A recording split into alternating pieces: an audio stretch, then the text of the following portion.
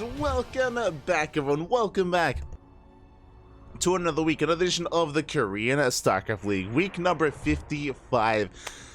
I'm, of course, Live VIP. With me, I'm joined by my amazing plushies, the people in the chat, and these beautiful players as well. We have a lot to go over. The bracket is live! Exclamation rank B in the chat. If you guys want to have a look at the bracket yourselves. And welcome, everyone. Welcome. It has been, what, a couple of hours? We casted WTL last night, and now we're here with the KSL. As a reminder, as a PSA, there is no World Team League tonight, no World Team League this evening, just the KSL. Just the KSL. I believe there's a Bulgarian qualifier or something like that going on today. That's kind of clashing with WTL, so WTL is giving it a wide breadth, and WTL is going to be tomorrow instead. Is going to be tomorrow, but here we go. We're jumping into our first series of the day. We're jumping into our PvZ. And spawning in the top left-hand corner of Site Delta, we have our South Korean Protoss player, the Blue Protoss, representing Gen G Esports. It is a trap. And spawning in the bottom right-hand corner, we have the Taiwanese Zerg player, representing Offside Esports. It is Rex. And if you're in the chat, Bappy, predictions are open. Place your bets on who you think will take the series, who you think will advance on into the next round. Again, we have a lot to discuss when it comes to the bracket itself. We'll get there, Bappy, we'll get there, don't you worry. But other than that, of course, I'm excited to embrace some lovely Korean StarCraft this week. As a reminder, this week is quite important, as every week actually, leading up to Esports World Cup. A lot of our players are getting in form, a lot of our players are getting in shape, and it's a really good way to kind of catch a glimpse of kind of the state of play from players, from these like top competitors that are headed towards the Esports World Cup. Not really applicable to both Trap and Rex, but will be applicable to some of the other matches that are currently on the horizon here, regarding especially some traveling players and some newcomers to the Korean scene. Exciting, Bobby, exciting. Until then, a big shout out to a couple of people in the chat. A shout out to Ortinko for subscribing to Twitch Prime for 4 months. God, Bobby, God, thank you so much for resubscribing. Hope you enjoy the content, hope you enjoy the casting. Likewise, a shout out to a new subscriber, son of Hisashi. Gracias, Bobby. I'm assuming a Hero of My Hero Academia reference. I'm assuming, I'm not too sure. But thank you so much for subscribing for the first time with the tier 1 sub. Thank you. Gracias, gracias. And welcome to the KSL, the Korean StarCraft League. Again, this is I think I said weekly at the start. It is a bi-weekly tournament. Every 2 weeks we have the Korean StarCraft League. It is not region locked, but it is slotted in at a time slot that is more favored to the Korean region and the Korean scene. As a result, we do have plenty of Korean and otherwise, out of region players competing in this, and again, we can go over that once we wrap up with our first matchup, our first best of 3. For now, Stargate open out of Trap, everything looking pretty normal, pretty standard here from our Protoss player. But if you've been watching recently, if you've been watching the channel, you would know that Trap has been on fire, especially in this matchup. It was this week even where Trap was able to bring down Dark, Trap was able to bring down Rogue as well. Trap is looking insane in the PvZ matchup, and I worry for any Zerg player looking to face off against him. If you remember, I think it was ESL Open Cup Americas where Trap was denied his rematch versus Dark, as Trap got knocked out early on in the bracket by Geralt in a PvP. This was this week in ESL Open Cup Americas. I do recommend checking out the event itself. We have VODs all over the place, of course, on Twitch and YouTube. But Geralt, he popped off, I think it was in the quarterfinals. He popped off in the quarterfinals, he knocked Trap out, and he denied Trap another go at the Korean Zerg players, whether it be, again, Dark or Solar. Trap was denied it, and yeah, it was a really impressive showing out of Geralt, especially in the PvP matchup. Trap showing that maybe he has definitely some room to grow in that matchup, but here, he's on fire. Here in against Zerg players, Trap, he's an animal, and we'll get into it. As for now, we have our first Oracle zooming across the map, headed towards the natural. We have a second Oracle on the way. Lings, they rock up to try and delay the third base, but Adepts are in position. Lings, they're going to be shut down, and Oracles, they go for the workers. They catch 2 workers transferring in between the natural and the third base. So far, a nice catch here by Trap. Queen's getting in position, and we're ready for this in the main. 2 queens in the main base, 3 queens at the natural, the unnatural, natural even. and the Oracle's going to be forced back. But 2 worker kills is a good start. Remember, we have another Oracle on the way. Now we can, of course, one-shot drones. Can a one-shot get ready to dive into that natural Adepts on the ground as well. Queen's trying to keep up. For now, just going for creep. And Adepts a shade towards the main base. Oracle's going to be zoned back. Adepts do cancel the shade. Remember, if the shade commits, if we lose the Adepts, then the third base is vulnerable. So we want to try to maintain control of the map here. And we have our follow-up. Thankfully, this time a standard follow-up. It's going to be a Forge and a Twilight Council. Trap has been very fond of Glaive Adepts. Classic has been very successful with Glaive Adepts. He's undefeated so far with Glaives, defeating Dark, Solar, Rogue, Solar again. Like, Classic's been an animal likewise in this matchup. Very fond of Glaives over the past 2 weeks.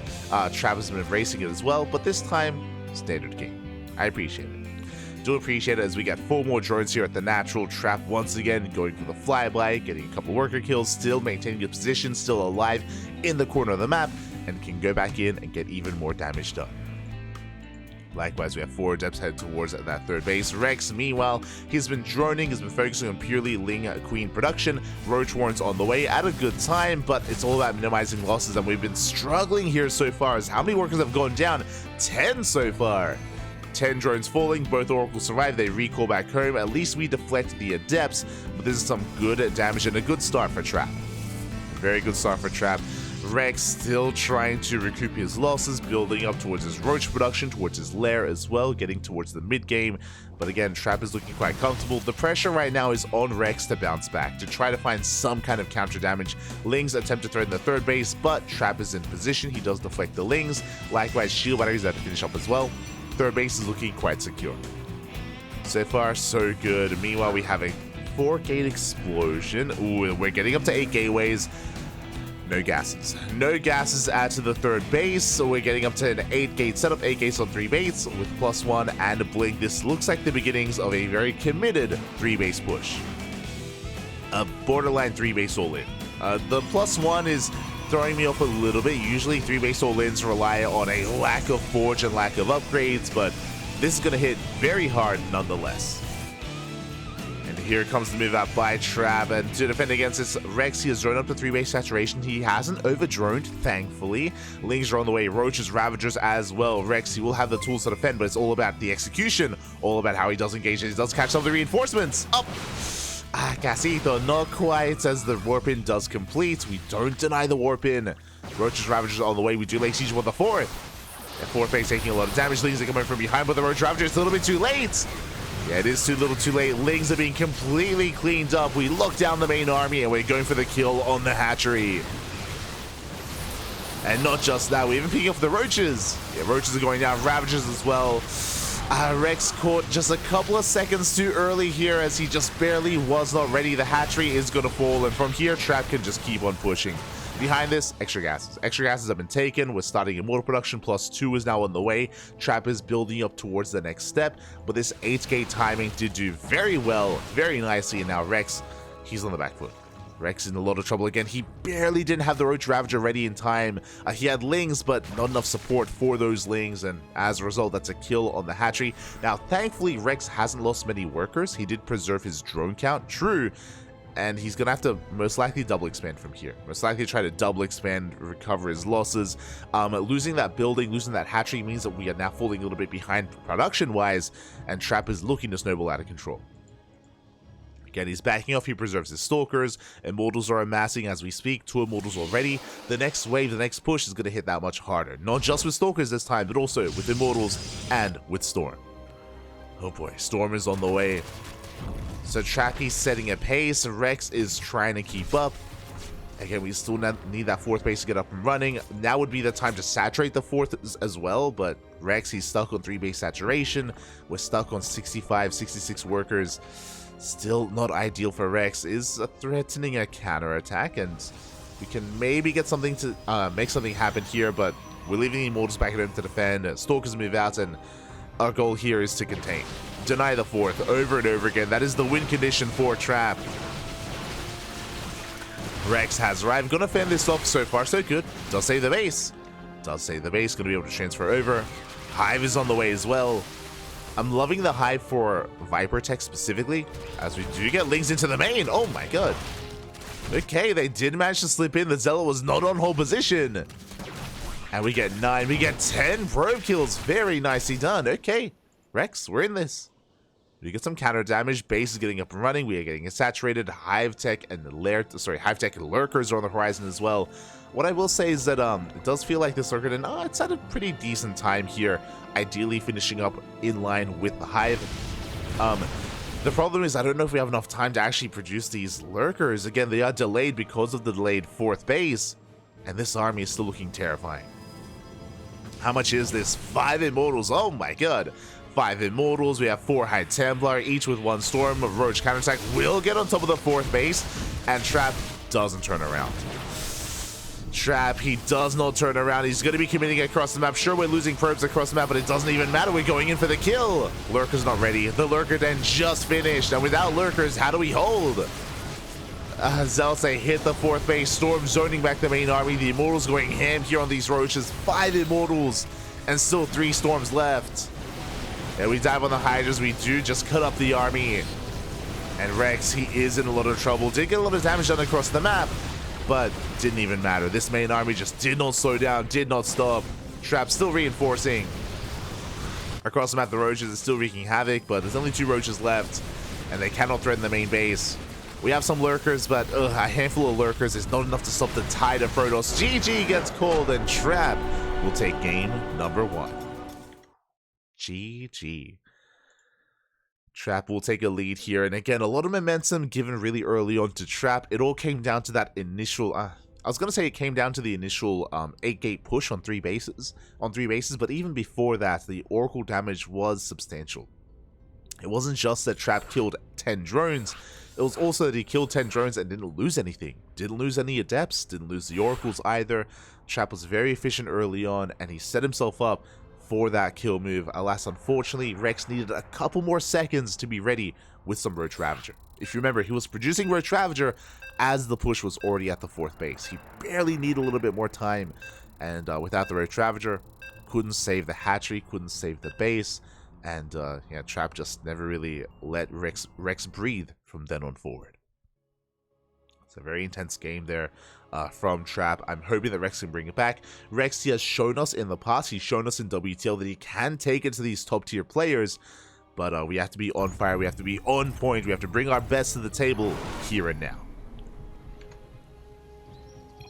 And here we go, spawning in the bottom left hand corner of Alkion, and we out there, never mind. I think it's the wrong map, so we're gonna we'll have to restructure a little bit. It's all good. Un momento. Meanwhile, catching up with the chat, I did notice, thank you so much for the bits in the chat, papi. Oh my god. Ortinco. Gracias, gracias. I'm assuming it's Ortinco and not like Orchinco or Ortinzo. But gracias, gracias. Do appreciate it.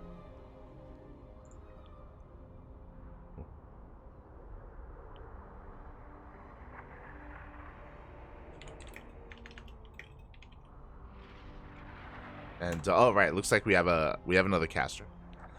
We have another caster joining in, and we are getting ready here for game number 2. Got it right. Okay. Okay. I was concerned. Yes, thank you so much for the bits. We do appreciate it. And hope you enjoy the content. Hope you enjoy the casting as we are delving further into the game, into the series. And my eyes are going to be on Rex jumping into this.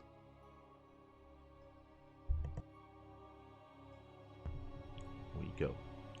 Trap's Oracle #1 micro. We did notice over the past 2 weeks, even I think it was ESL Asia, if you remember, we were casting ESL Asia on Monday. I was casting with Yaku, and it was something very, very prevalent there as well, where we were praising specifically his Oracle micro. It was impressive, it was scary, it was disgusting. Speaking of, spawning in the top right hand corner with that disgusting Oracle micro because it's so good, representing Gen G Esports, leading the series 1-0, it is Trap.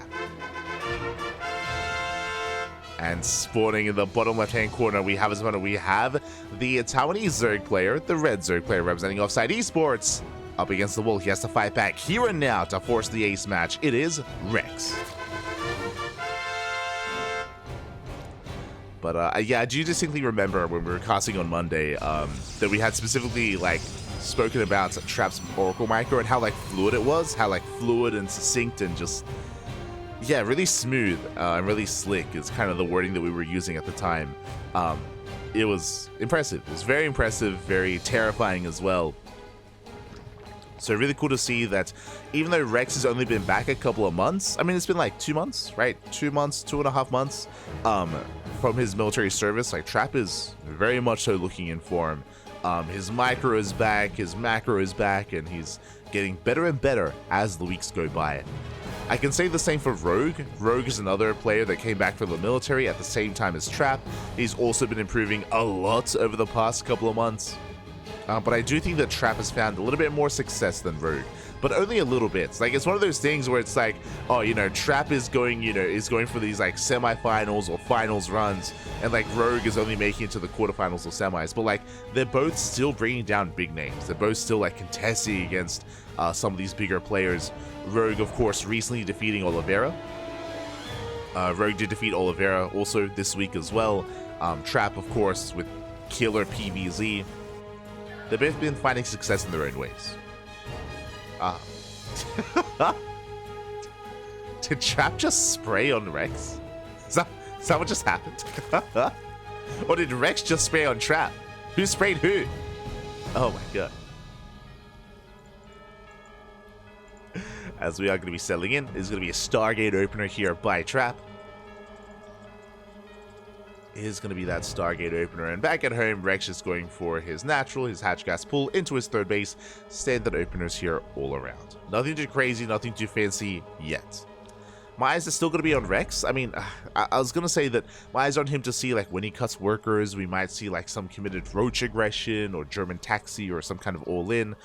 But we're on Alkione, and this map isn't really conducive to all-ins. Like, it's a very defendable map here. We're pretty fortified on 3 bases. The 4th base as well, very fortified as well.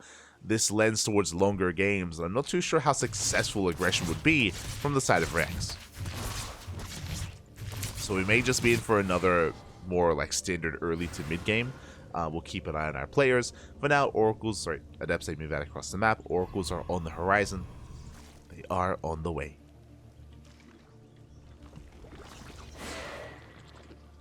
That's crazy in 5k. Crazy 5k. Oh. So we do threaten a shade. Don't quite commit. Just going to be keeping Rex on his toes. So Adepts, they do have at least map control. Oracle staying at home, at least for the time being, to shut down the Overlord. Getting to a second Oracle behind this.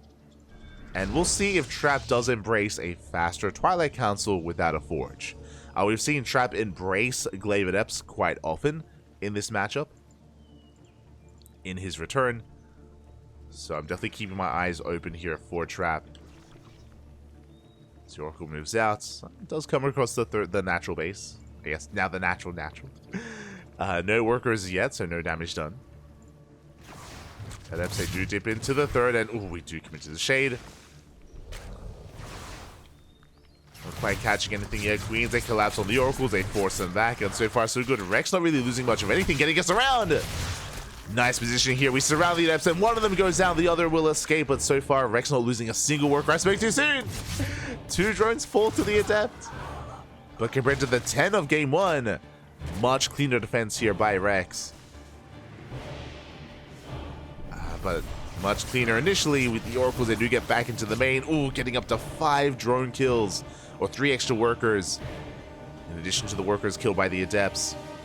5 drones so far. Meanwhile, across the map, Trap does throw down a Forge. It's going to be a Twilight Council Forge and a Robo. This does not look like Glaives. This should be +1 and Blink once again. This should be the same build by Trap. Oh. And as Trap is going for the same build, that is a Bailey Nest on the way for Rex, not a Roach Warren. Interesting. Early Bailey Nest here by Rex does lean towards some Ling Bane aggression. Otherwise, we would just skip it. Maybe Rex just playing it safe and trying to go into Ling Hydra. That is an option. As Rex is still droning. Adepts, they threaten the shade. So So far, Rex holding on. And yeah, it's going to be +1 melee here from Rex. So it does look like he wants to skip out on Roaches. Lair is on the way, and this should be for Ling, Bane, Hydra. Technically, it could be Muta play, but and this isn't the worst map for Mutas, but I'm leaning more towards Hydras here against Trap. We'll see what Rex does embrace, what tech he goes for. And it can be quite risky going for those Mutas. But now, applying some pressure here to the initial 4th base. Again, Trap's still only getting 5 drone kills, so despite getting workers earlier on, this is still a much cleaner defense here by Rex so far. And there it is. We have another 4-gate explosion. It's the exact same build. It's gonna be the Stargate opening to a 3rd base into 8-gate +1 Blink Stalkers. And once these gateways kick in, the Oracle up. The Oracle does go down. Big pickup. Oracle does fall, the push is on the way, Lings do confirm. Oh, and we did throw down a safety Roach Warren, thankfully, but this also means that the Roach is going to be delayed once again. We have 6 Roaches on the way, Lings they catch reinforcements, forcing a recall, very nicely done. Travis forced a recall, but here comes the push, still across the map. Lings they get ready for a surround, Queen's pushing forward as well. Ooh, Rex a little bit premature, coming in a little bit too soon, bleeding off some Lings. And Trap, he's still going to get the kill. Yeah, and once again, these Roaches, they were just not ready. The base does fall.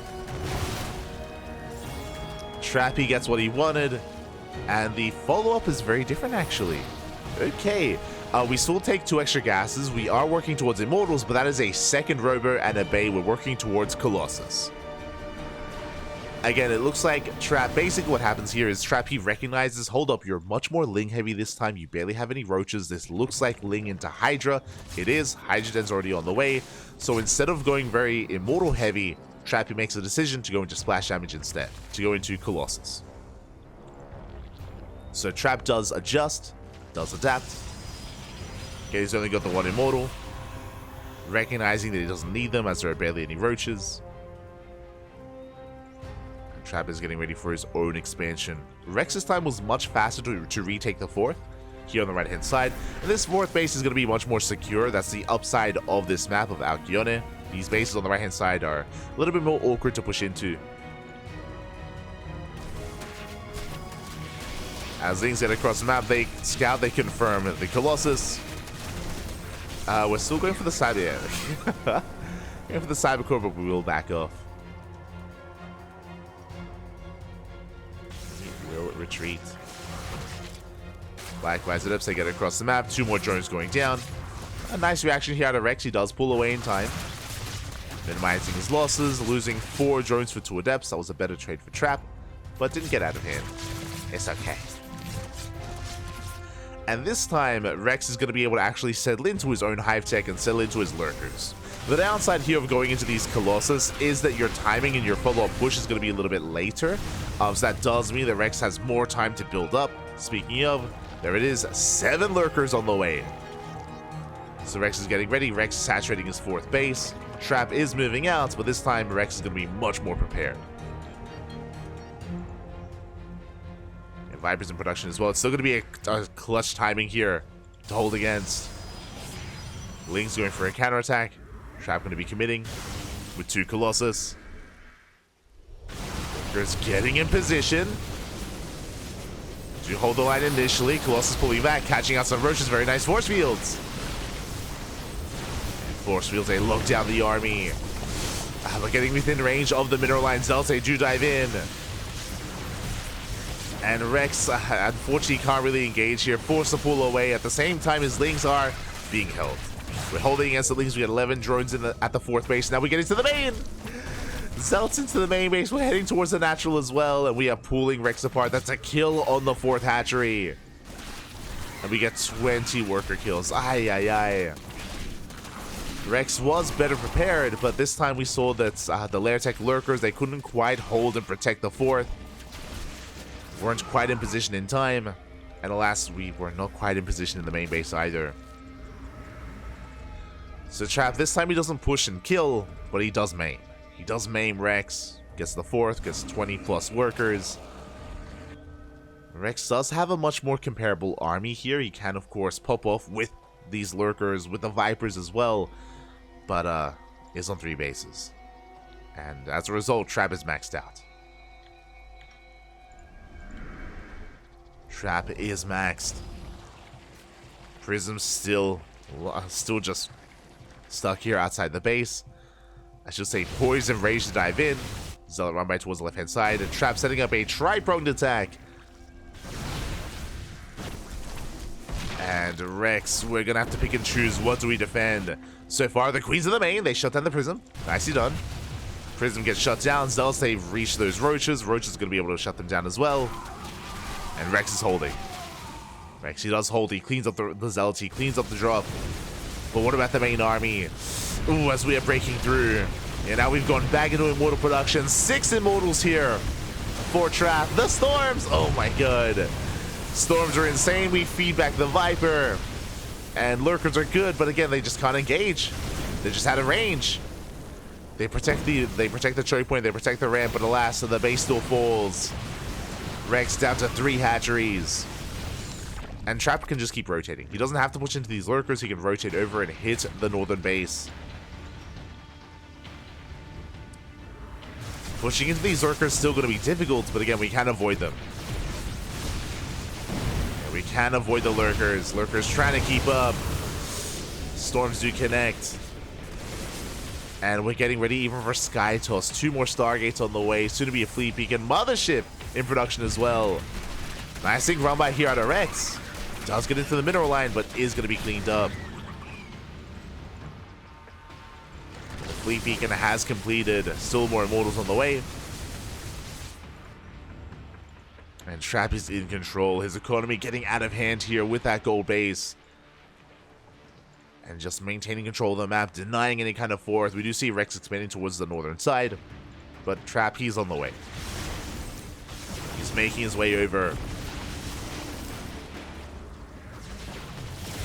Catching out some of these Queens. Lurkers are getting somewhat in position. Oh, the Storms are brutal. Oh my god. Yeah, the Storms are brutal. The Immortals, they collapse here on the Lurkers. They close the distance. They focus them down. And from here, Trap, honestly, he can aim it. he can aim it through this as long as we have detection.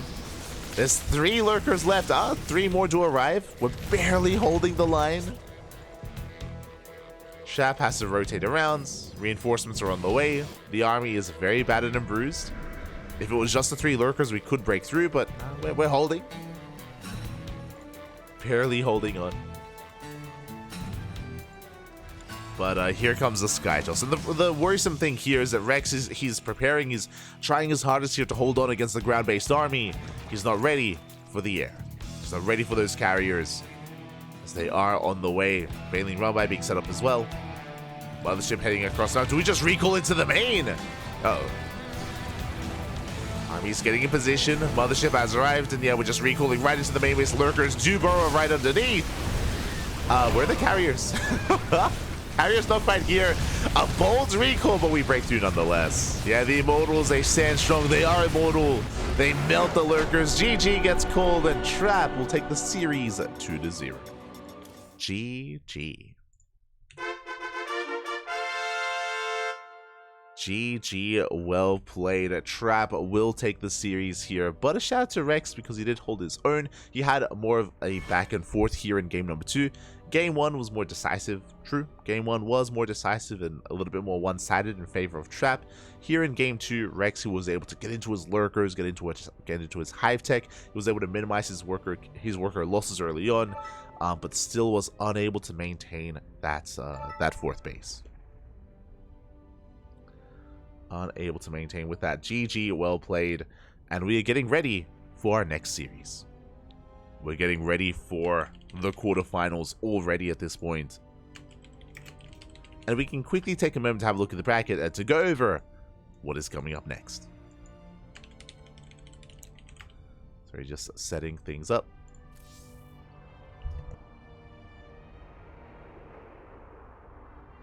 And I'm even spoiling you a little bit already here on screen. Up next is Trap versus Solar.